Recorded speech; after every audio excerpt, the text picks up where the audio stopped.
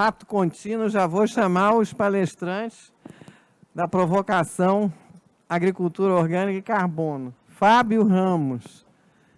Fábio Ramos é um amigo antigo e querido que está aqui. Está representando o Instituto Brasil Orgânico, ele é o diretor-presidente da AgroSuíça.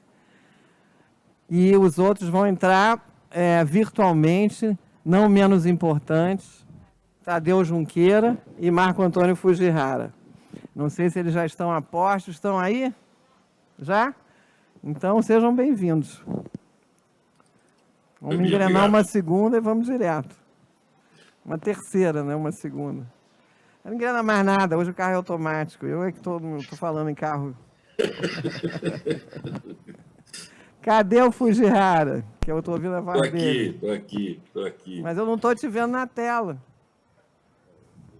Estou escutando você. Ah, apareceu. Muito bem. O Fujihara sabe tudo de investimento sustentável, carbono, floresta. É um luxo a gente ter o Fujihara aqui conosco. Seja muito bem-vindo. Estou aprendendo sempre.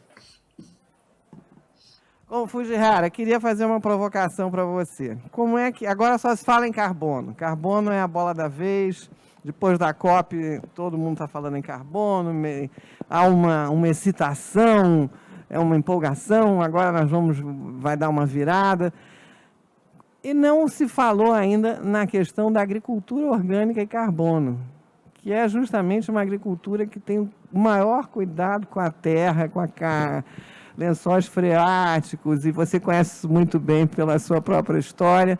Eu queria ver como é que você, com a tua experiência de pagamento de serviços ambientais, investimentos sustentáveis, capital natural, como é que você vê esse cenário? Agricultura, essa parceria, agricultura orgânica e carbono.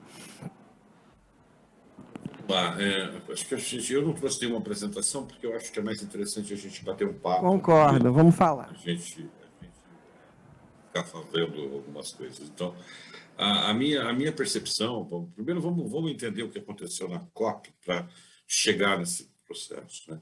Talvez eu participei de várias COPs, eu participei de mais de 10 COPs. Eu garanto para você que eu nunca vi nada parecido para falar em soluções baseadas na natureza como eu vi nessa COP.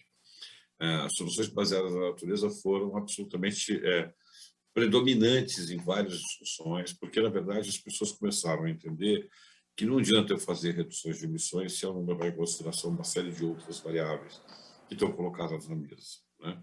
Quando a gente fala de agricultura, então, antes de falar da agricultura orgânica, vamos falar da agricultura. Hoje existem vários tipos de agricultura, né? Eu sou agrônomo, estou aprendendo todo dia que tem um novo tipo de agricultura.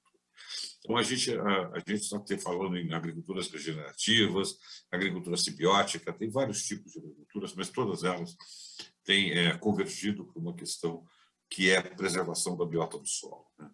E uma coisa que também me chamou muito a atenção é que, na verdade, a agricultura convencional começou a descobrir carbono, né? Por quê? Porque, na verdade, as pessoas começaram a entender que existe acúmulo de matéria orgânica no solo e que esse acúmulo de matéria orgânica no solo pode levar a um desempenho melhor das práticas agrícolas, aliada às práticas agrícolas, mesmo que sejam convencionais, no caso do plantio direto, para nós quase já é uma prática agrícola convencional. Mas elas começaram a entender que essa agricultura convencional, ao fixar carbono do solo, tem aí inúmeros benefícios. E o principal benefício na agricultura convencional é o aumento da produtividade agrícola. E por que isso acontece? Justamente pelo acúmulo de matéria orgânica no solo. E como é que eu consigo acumular matéria orgânica no solo? Como é que eu consigo manter essa riqueza da biodiversidade do solo? Eu aprendi com um livro que eu li há muitos anos atrás, de uma agrônoma chamada Ana Maria Primavera, que dizia, olha, o solo é um ser biológico, o solo não é um ser químico. Então, se a gente considerar que o solo é um ser biológico, a gente tem que manter o sistema vivo que é o solo. A agricultura convencional está começando a aprender isso também, quando ela inclui nas suas práticas agrícolas essa possibilidade de manter a biota do solo.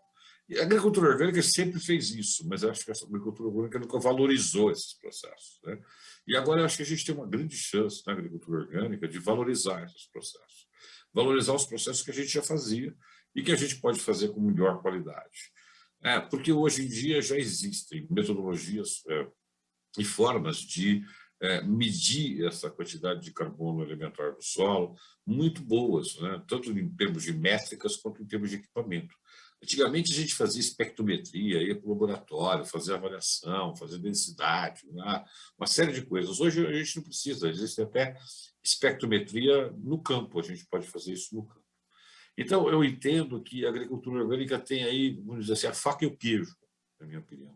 E a agricultura orgânica tem que saber aproveitar essas vantagens comparativas que ela já tem e transformar as vantagens comparativas em vantagens competitivas.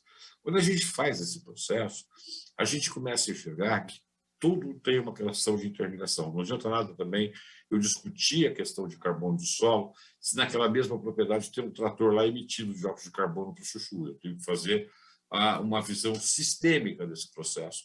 E eu acho que a agricultura orgânica tem uma visão sistêmica já há bastante tempo e entendo que essa visão sistêmica pode ampliar o aspecto de como incentivar a agricultura orgânica do país. A agricultura orgânica sempre foi uma coisa colocada mesmo de lado, porque, enfim, eu me lembro quando eu estava na universidade, o pessoalzinho da orgânica, lá, os natureba. Bom, hoje não é bem assim. Eu acho que a gente já tem aí uma exigência do padrão de consumo cada vez mais por produtos naturais, por produtos baseados na natureza, por soluções baseadas na natureza. Então, acho que a gente tem a faca e o queijo. Você tem uma demanda de mercado bastante interessante e, por outro lado, você tem uma série de instrumentos, metodologias e métricas que podem quantificar isso e a gente pode tirar algum tipo de vantagem disso para a própria agricultura orgânica. Seja até vendendo carbono, eu não vou citar nomes, mas eu vejo hoje pelo menos umas 7 ou 8 empresas do agronegócio que trabalham com agricultura convencional, que trabalham com agroquímicos e estão trabalhando com carbono. Então, entendendo que carbono pode ser um viés interessante para trabalhar e manter essa biodiversidade do solo pode ser um viés interessante.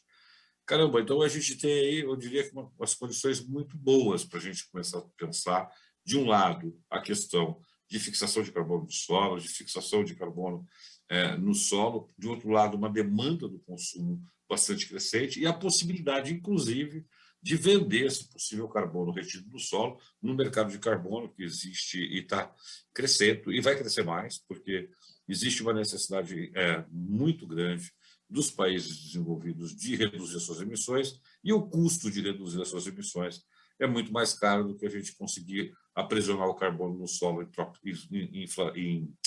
em solos tropicais. Então, eu entendo que aí, Bia, nós temos uma baita oportunidade. Eu acho que a gente tem tudo para começar a pensar essa coisa muito mais fora da caixa e entender como que essa agricultura orgânica pode contribuir para esses grandes temas e pode, inclusive, tirar vantagens econômicas disso. Eu estou começando o papo, mas eu acho que vale a pena a gente discutir aí os outros painelistas. Eu acho que tem uma riqueza muito grande de trocar ideias. Obrigado, Bia. Eu estou disponível aqui para qualquer pergunta, para não ficar uma coisa expositiva. Muito obrigada, muito obrigada. Eu acho que você já botou o que a gente mais queria saber, que os orgânicos estão com a faca e o queijo na mão, e como é que a gente coloca isso de uma maneira bem objetiva para o próximo passo. E por conta disso, eu gostaria de chamar o Tiago Junqueira, que é o consultor e diretor da Raiz Ambiental. Tiago, não sei se você já está pronto para entrar em campo. Já podemos... olha o Tiago aí. Muito obrigada, Tiago. Que honra. Boa tarde. É uma satisfação, né, ter sido convidado aí para colaborar com essa conversa com o grupo. Gostaria de agradecer desde já o Romeu, né, que iniciou aí o convite para estar participando hoje. O Romeu do Instituto Brasil Orgânico, né? E depois você entrou em contato e a gente estabeleceu essa conexão. Eu acho que de encontro aí, indo já direto para o assunto, né? Então, de acordo com o que o Marco Antônio falou, então eu venho trabalhando há bastante tempo com fluxos de massa e estoques, né? Então, não só de massa, mas de energia também em sistemas, né?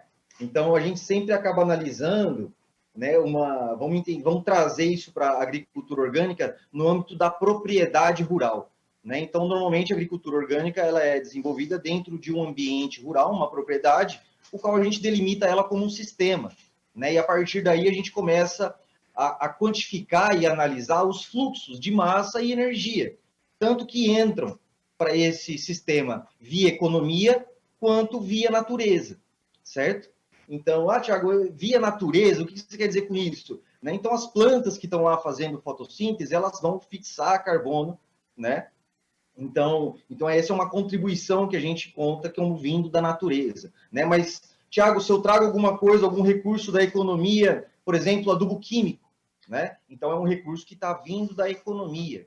Então, quando a gente estabelece, né, esses parâmetros bem definidos para a atividade de agricultura orgânica dentro do ambiente rural, a gente vai conseguir aí quantificar os fluxos, né, não só de carbono, mas metano, óxido nitroso, né, que a gente poderia estar trabalhando aí com valores de carbono equivalente, por exemplo, né? Então eu vejo com bons olhos, quando fui provocado para esse tema, eu vejo com bons olhos a possibilidade, né, da agricultura orgânica se sobressair e ter um respaldo aí financeiro, né, da sua atividade, tanto pela redução de emissões da sua atividade, porque é uma atividade que ela promove, agrega muito matéria orgânica ao solo, né? Então, nesse pensamento, né, do solo como organismo vivo, então a gente traz muita matéria orgânica para o solo, né?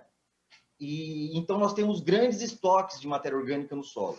Então daria sim para quantificar, né, esses estoques, né? É claro que a gente sempre vai ter que fazer um balanço, né? Então o que está entrando e o que está sendo emitido, mas a gente consegue quantificar esses estoques, né, de carbono e outros gases de interesse, no caso, né?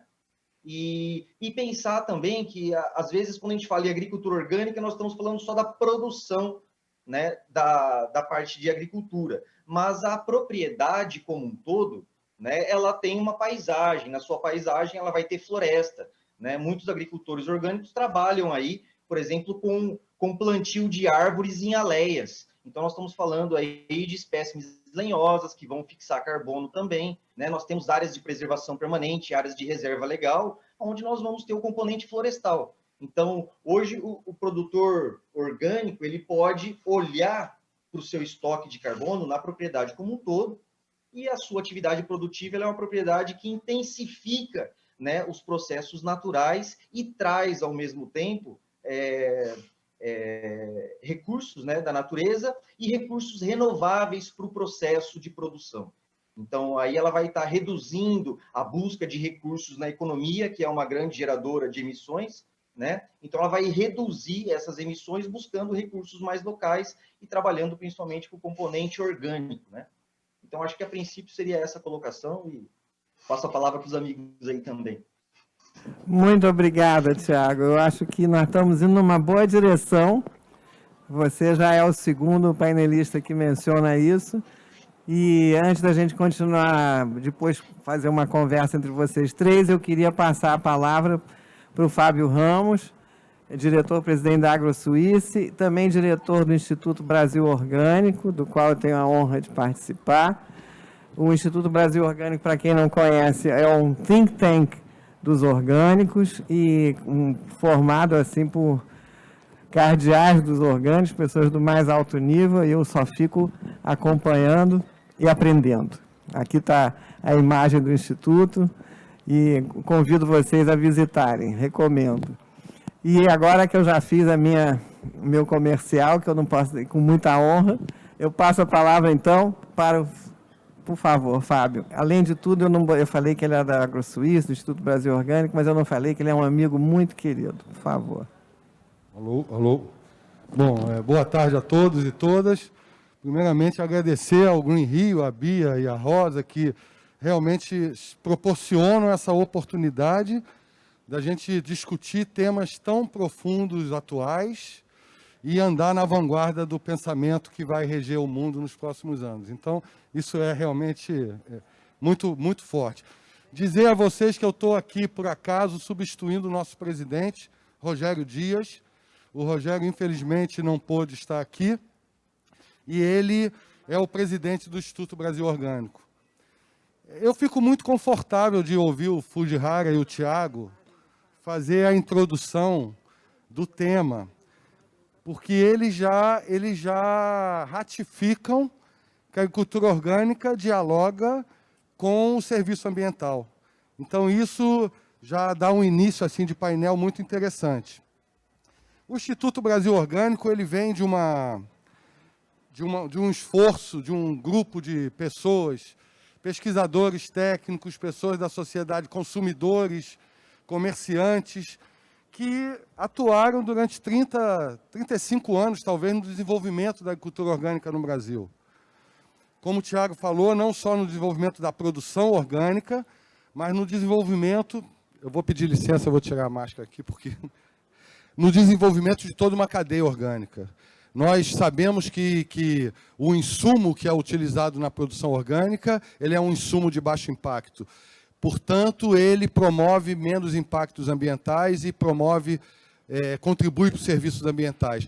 E, quando chega no consumidor, a agricultura orgânica discute a embalagem que vai para o consumidor. E, atualmente, nós já estamos achando caminhos que essa embalagem seja reciclável, né, que tenha um destino correto para o meio ambiente. Então, quando nós falamos em agricultura orgânica, nós falamos em toda uma cadeia. O Instituto Brasil Orgânico ele foi fundado em outubro de 2019. Nossa patrona, professora Ana Maria Primavesi, que foi citada aqui pelo Fujihara, foi a nossa inspiração, esses 35 anos, e foi a inspiração que o Instituto teve para a sua criação. O Instituto nasceu com uma missão muito árdua, porque logo depois que nós fundamos o Instituto, veio a pandemia. E quando veio a pandemia, ficou muito exacerbado a questão da discussão da saúde, a questão do alimento e a questão do meio ambiente. E o Instituto nasceu um pouquinho antes da pandemia, e a nossa missão com isso, ela se tornou muito mais complexa, porque nós tínhamos a missão de levar à sociedade a mensagem do conhecimento do produto orgânico, dos benefícios, né, do benefício socioambiental, e nós estávamos trancados, cada um de nós, dentro de suas casas. Mas o Instituto, eu acredito que superou todas essas dificuldades, e ele focou na sua missão, e nós temos alguns eixos de desenvolvimento no Instituto. Né, o primeiro eixo que nós temos é uma atuação de advocacy, né, visto aí que esses últimos anos nós temos uma situação de política muito delicada e que vários projetos de lei são discutidos a nível de Brasília e que merecem que haja uma atuação do Instituto para discutir isso. O outro âmbito que nós atuamos é no âmbito do observatório, ou seja, nós conseguimos identificar toda a demanda da sociedade, toda a demanda de um produtor, toda a demanda de um comerciante, para poder atender ele na questão da cadeia de produção orgânica. Outro tema é na área técnica, e aí sim nós mergulhamos dentro de uma competência de conhecimento técnico-científico, onde o Instituto tem promovido um diálogo com a academia muito estreito, inclusive um diálogo para essa questão do serviço ambiental, para a questão do carbono. Eu acho que uma grande vantagem que o movimento orgânico e que a produção orgânica trouxe para o país é que nós temos segurança jurídica, né? Essa palavra segurança jurídica que está relacionado aos investimentos nacionais e internacionais.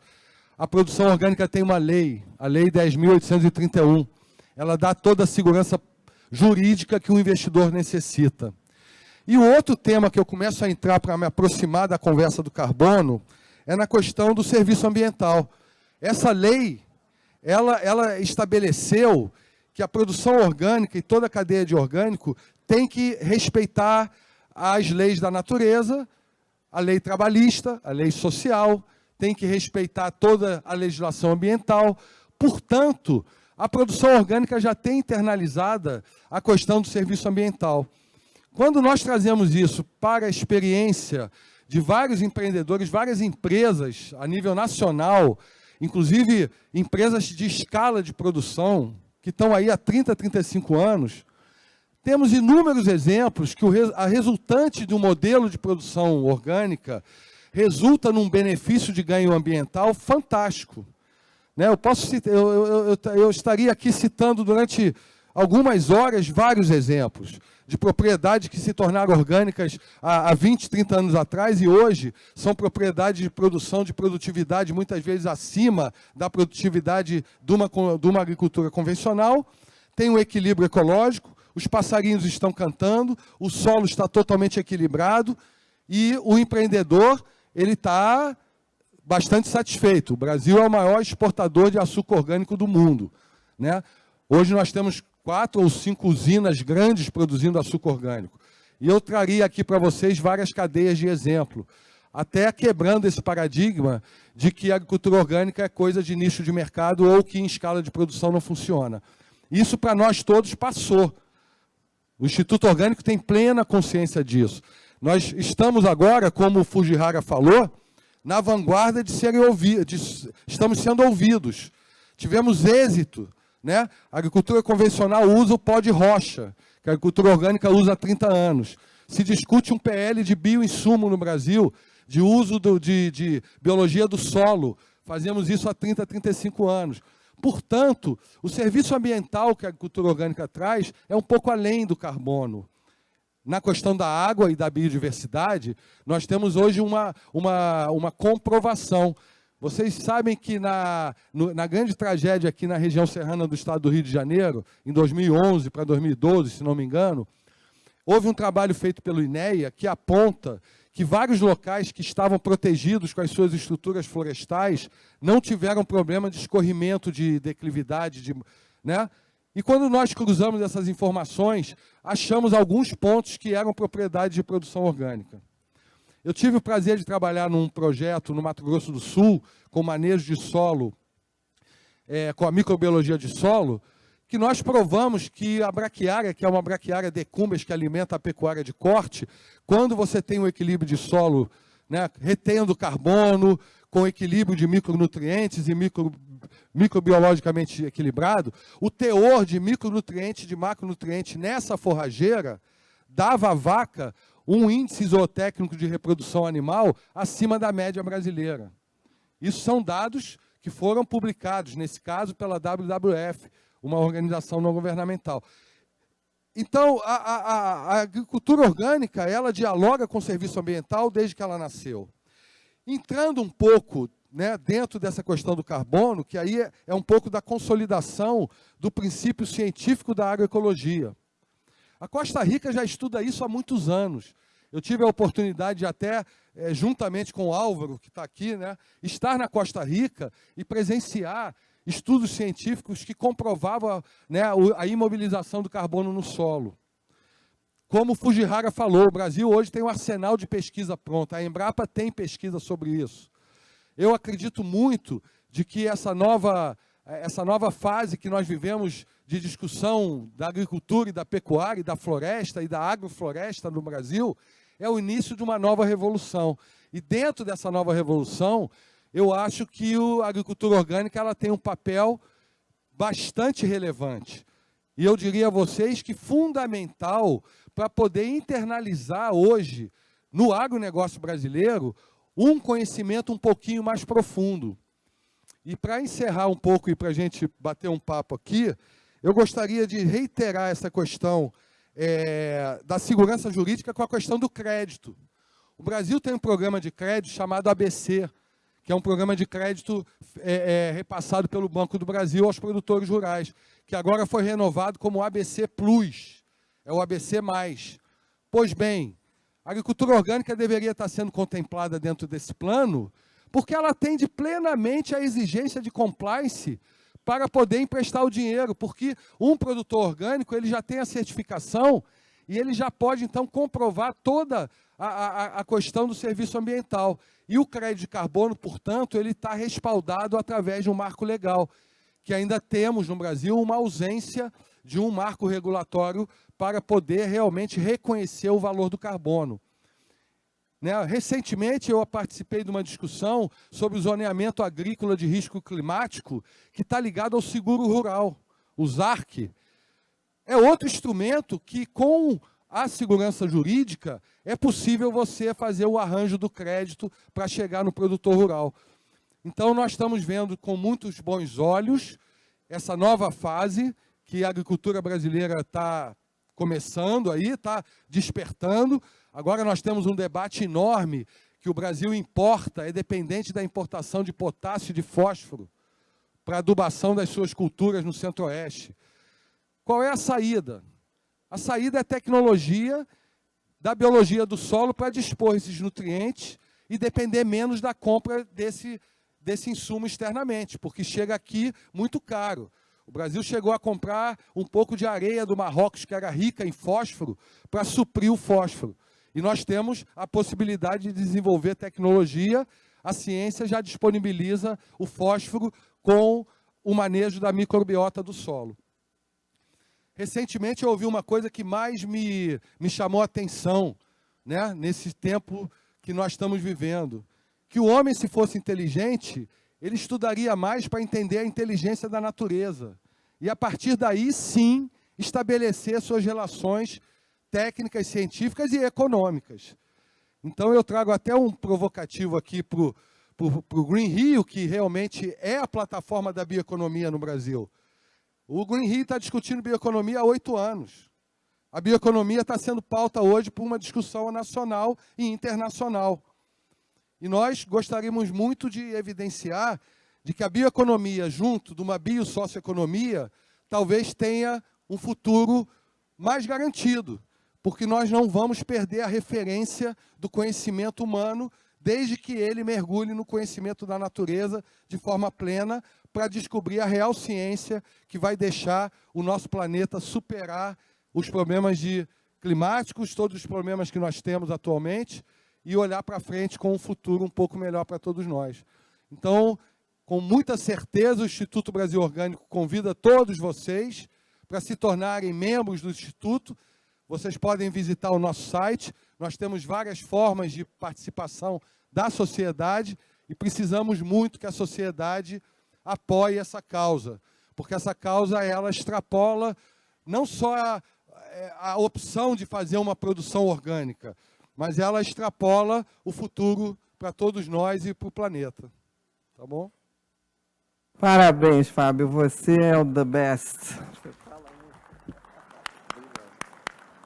Falou super posso bem. fazer uma provocação aos demais panelistas aqui? Pode, deve. Por favor. Então, tá bom. Eu acho que a gente está discutindo, de repente, um monte de coisa. Quer dizer, a gente sabe da microbiologia, a gente sabe de tudo isso, a gente sabe. Recentemente, eu estou fazendo um trabalho sobre pagamentos de serviços ambientais para uma organização internacional. E a minha grande dificuldade nesse trabalho foi arrumar métricas de precificação. Tá? Como é que eu precifico a biodiversidade, né, dentro de um contexto, de uma paisagem? Então, a gente precisa... Perdão. A gente precisa começar a entender que se a gente quer pagamento por serviços ambientais, ou se a gente entende que a gente tem discussão enorme sobre pagamento de serviços ambientais, a gente tem que começar a precificar essas coisas.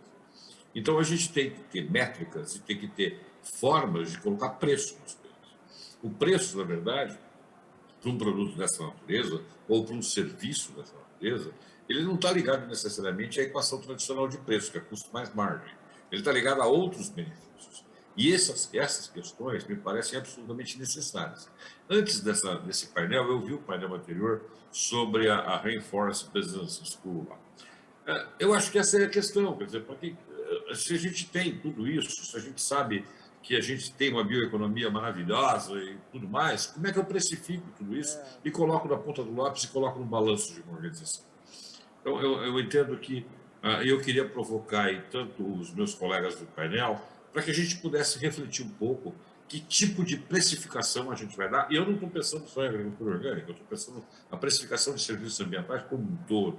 Né? Que tipo de margem que a gente pode ter? A equação tradicional que as escolas de economia ensinam e que meus amigos economistas me dizem preço é custo mais margem.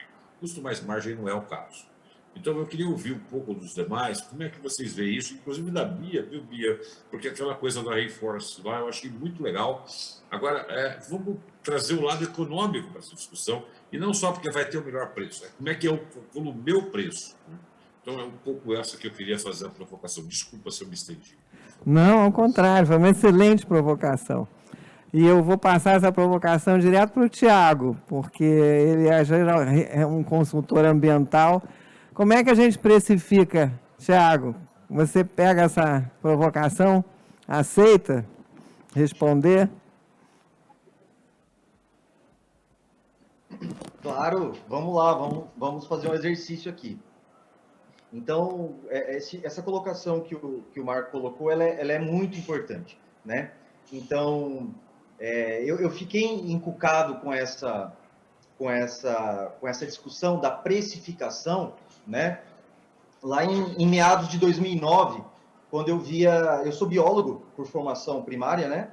E em 2009 eu ouvia muitos economistas, né, falando do preço da biodiversidade, do preço dos serviços ambientais, muita gente ligada à economia, né, falando dos valores dos serviços ambientais, valores da biodiversidade, né? Isso me levou a me interessar sobre o assunto e foi aí que eu desenvolvi o mestrado, né, trabalhando com essa discussão. Então, qual a melhor ferramenta para nós que somos da área da biologia, que temos um olhar um pouco mais abrangente do que é biodiversidade, de quais são os processos, quais são os estoques aí, né, de nutrientes, vamos dizer assim. Então, foi aí que eu fui bater um papo com o professor Ortega, lá da Unicamp, né, Laboratório de Engenharia Ecológica e Informática Aplicada. E o professor Ortega trabalha com uma metodologia aqui no Brasil que é chamada de avaliação energética. Ou seja, a gente trabalha com a memória, né, energética de todos os processos que ocorrem na economia, na natureza, né? Então, é uma metodologia que permite a gente converter toda forma de unidade de medida, né, em joules equivalente, né? Então, aí a gente consegue pesar essas situações e essa metodologia ela permite que a gente faça uma associação, né, com algum indicador macroeconômico. Então, a gente pode pegar o valor do que é movimentado em termos de energia e massa, né, na macroeconomia e qual foi o montante de dinheiro movimentado nessa macroeconomia. Então, a gente vai saber, para cada quilo de matéria movimentada pela economia, quanto equivalente em cifrões aí financeiros, né? Se a gente sabe essa relação de massa ou energia pelo total aí financeiro, a gente consegue estudar a massa e a energia nos ambientes naturais e estabelecer a mesma relação de valor. Lembrando que a gente acaba buscando no indicador macroeconômico. Então, o pesquisador, no caso, né, ele tem que assumir, né, algumas verdades para ele conseguir desenvolver uma avaliação como essa. Então, no meu mestrado, eu publiquei a minha dissertação chama Valoração Ecológica de Áreas de Preservação Permanente, onde eu me propus, então, a quantificar qual o valor dos estoques de recursos naturais, né, que são os bens ambientais, e qual o valor dos fluxos de massa e energia que a floresta movimenta, que eu interpretei como serviços ambientais. Fixação de carbono, produção de água, aumento da biodiversidade do solo. Então, aí é uma metodologia, uma ferramenta, e aí que eu queria chamar a atenção, que quando a gente se propõe a fazer uma quantificação e uma valoração desta, a gente tem que buscar uma ferramenta que nos sacie, né, enquanto explicação para aquele valor, da onde está vindo esse valor, né? Então, foi um primeiro estudo aí no caso, né? Então, eu consegui identificar, a dissertação está disponível no repositório da UFSCar, então dá para buscar lá, valoração ecológica de áreas de preservação permanente, e depois no doutorado eu trabalhei com a restauração ecológica dos bens e serviços ambientais. Então, quando nós não temos floresta e temos que reflorestar uma área, então eu mostrei como que no início a gente usa muito recursos da economia e depois a própria floresta anda, né, ela se desenvolve de uma forma praticamente autônoma, usando recursos, o quê? Recursos naturais, né? Então, lá eu coloquei preço também, usando essa mesma forma de valoração. Eu chamei de valoração ecológica, por quê? Porque esse valor, ele vem de fluxos ecológicos, né, da quantificação dos fluxos ecológicos, mas por trás de todo esse arcabouço aí de cálculos, né, A nossa referência do valor principal é o indicador de macroeconomia, onde a gente estabelece uma relação com os fluxos de massa e energia que são movimentados pela macroeconomia, né? Então, esse seria aí uma pincelada do que a gente poderia fazer enquanto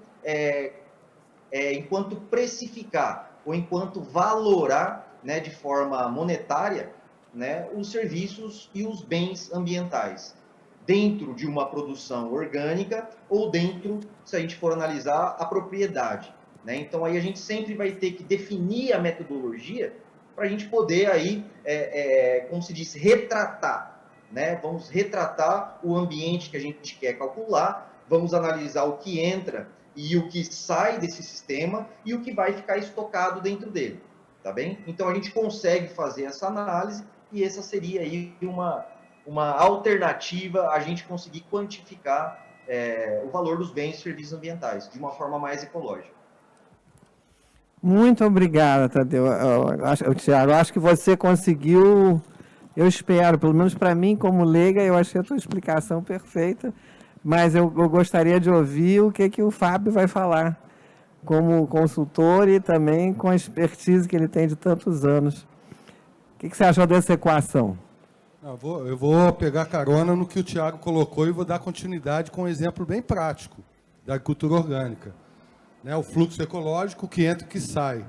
Eu compro uma propriedade, eu estou com solo e eu preciso restaurar esse solo porque ele está totalmente desequilibrado na sua fertilidade. E eu começo a colocar nesse solo matéria orgânica. Isso tem um custo. Logicamente, a produção que eu vou ter nesse solo nos 2, 3, 4 primeiros anos não vão pagar esse custo. Inclusive, eu abro um parênteses aqui para colocar todo aquele debate, produto orgânico é mais caro.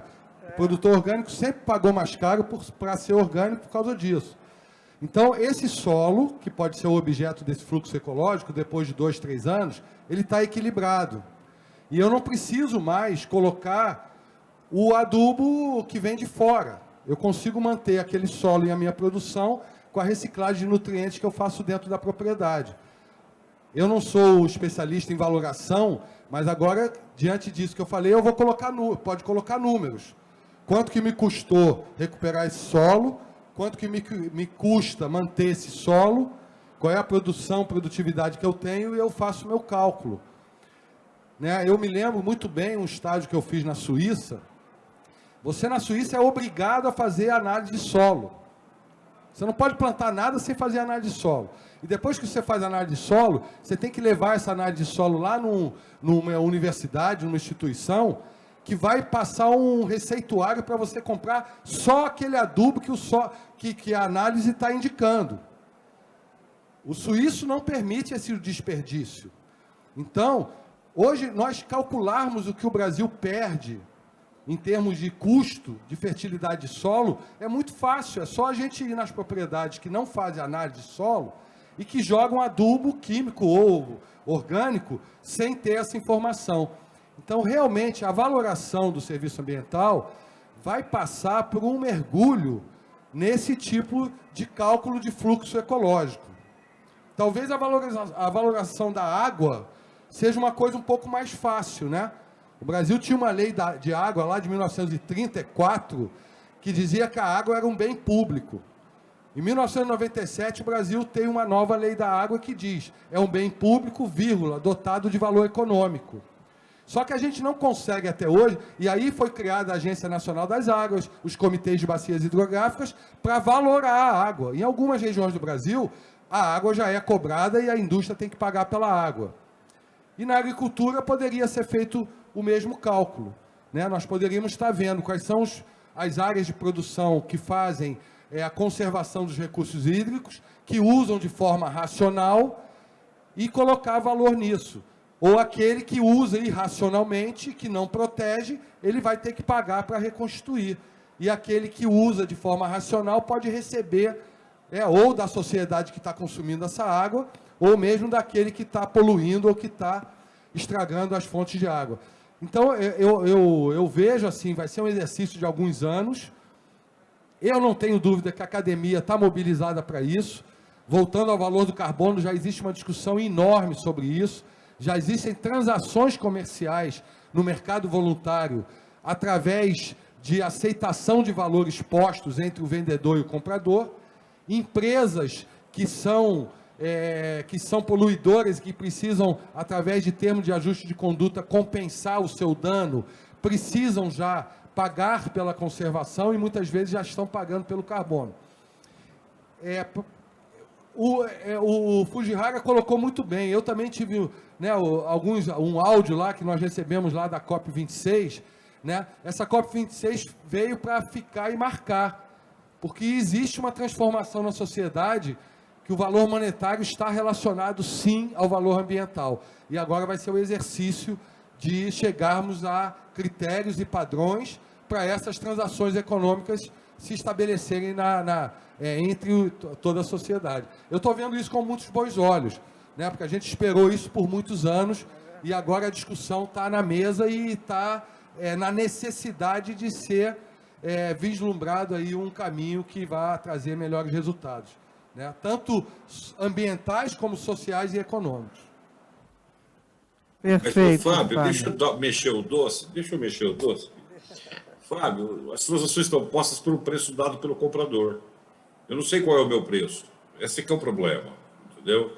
Na verdade, eu entendo que o preço pode ser de 10, 15, 20, não importa.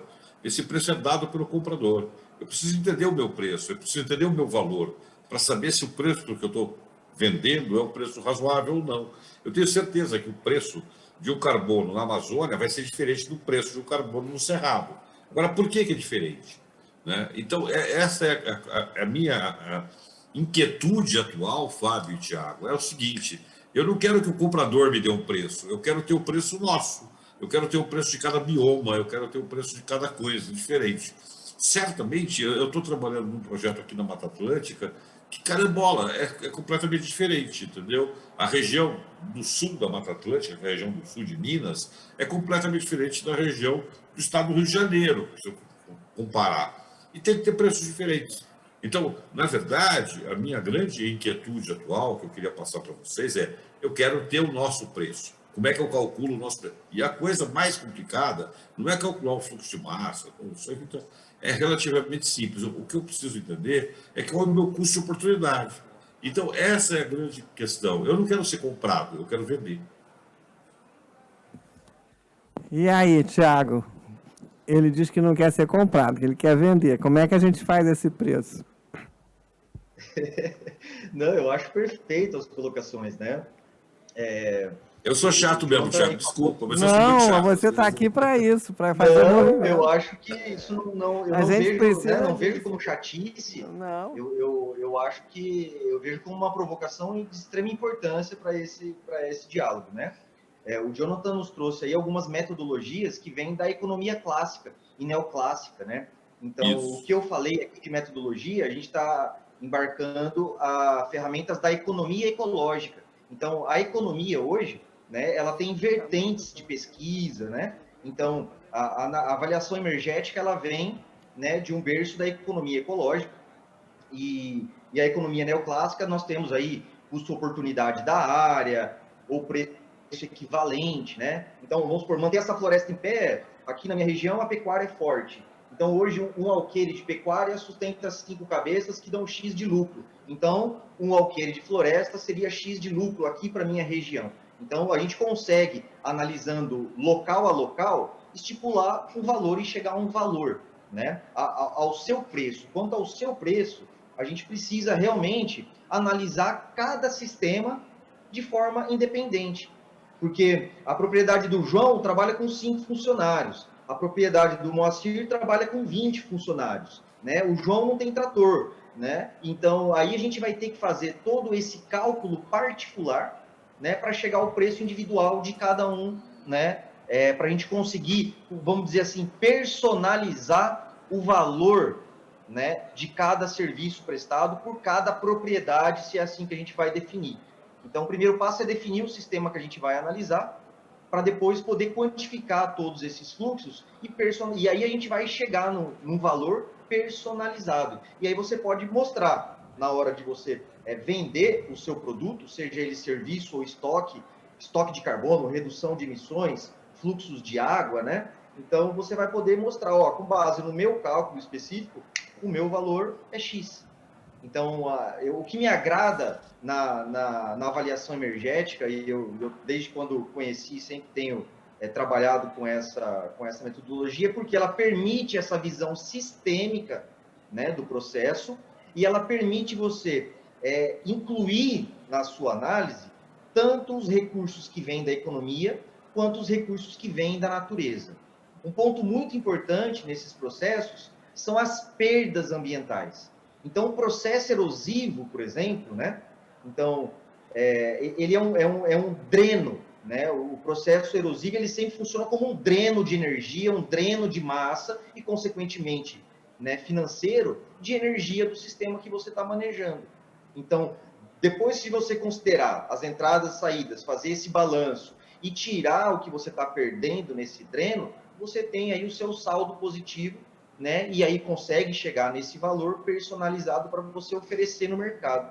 E aí a gente pode agregar em função de cada sistema, se tem biodiversidade, se tem floresta, se tem, por exemplo, metanotrofia, né? Então, por exemplo, se na sua camada solo serapilheira, naquela interface entre solo e camada orgânica de serapilheira, nós temos ali micro-organismos que fazem o processo de metanotrofia, que quebram, né, o metano. Então, ou seja, estamos diminuindo metano, né? Estamos fixando o nitrogênio ao invés de estar emitindo óxido nitroso. Então, a gente consegue, em função das características de manejo de cada ambiente que a gente for analisar, e para chegar ao valor pessoal, o valor personalizado aí de cada sistema e de cada serviço que o sistema oferece. Então, aí eu acho que a gente consegue atender o que o Marco está querendo. Eu acho que eu consigo, assim, Marco, chegar no que você está querendo, né? Em algo, olha, o meu valor de serviço é esse. E aí, com certeza, os biomas vão dar diferença no valor, com certeza, porque os fluxos de massa são diferentes, né? E de energia. E não só isso, a mão de obra, a técnica utilizada, né? O nível de capacitação utilizado das pessoas, né? Quando eu falo em nível de capacitação, mas por que nível de capacitação, Thiago? É porque na memória energética, a pessoa ela tem um rastro, né? Se ela ficou envolvida na universidade durante anos, ela teve um gasto energético muito maior, né, do que aquela pessoa que ficou no campo, por exemplo, trabalhando.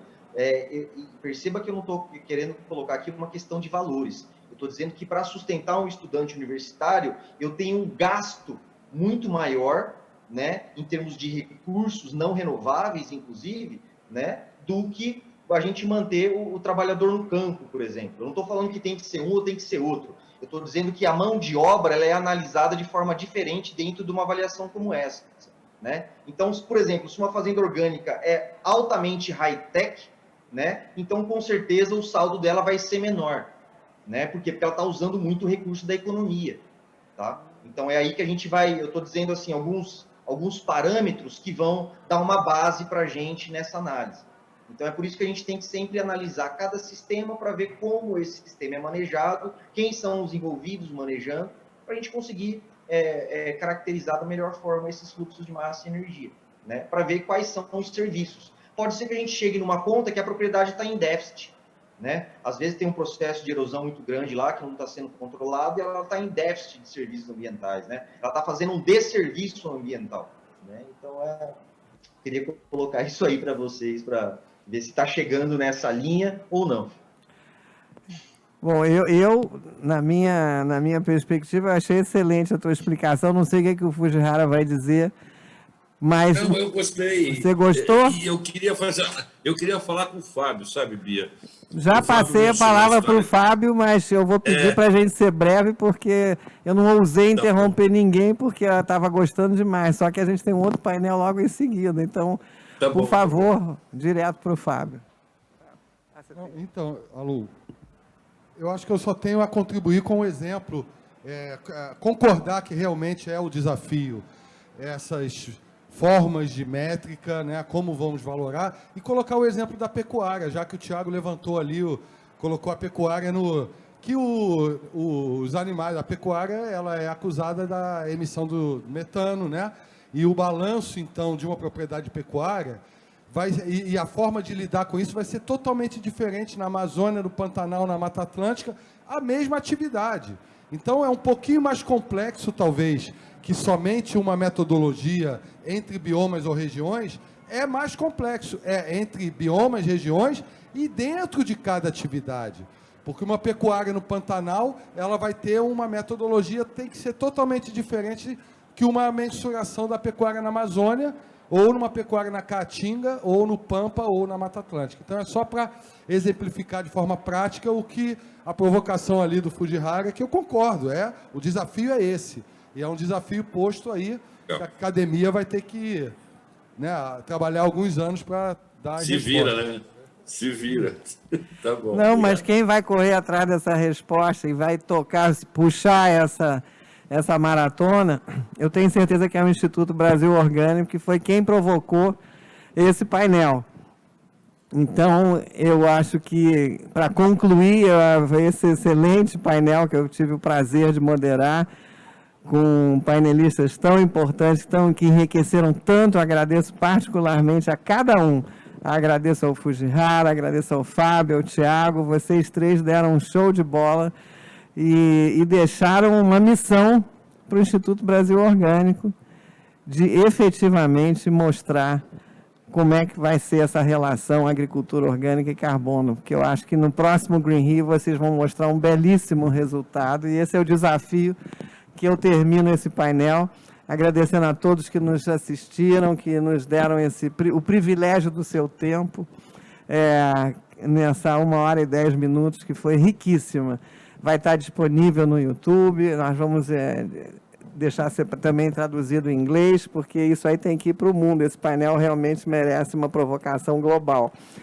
A bola está agora no campo do Instituto Brasil Orgânico, e um beijo para todos, muito obrigada. Vamos em frente. Obrigada, tchau. Tchau, tchau. Obrigado.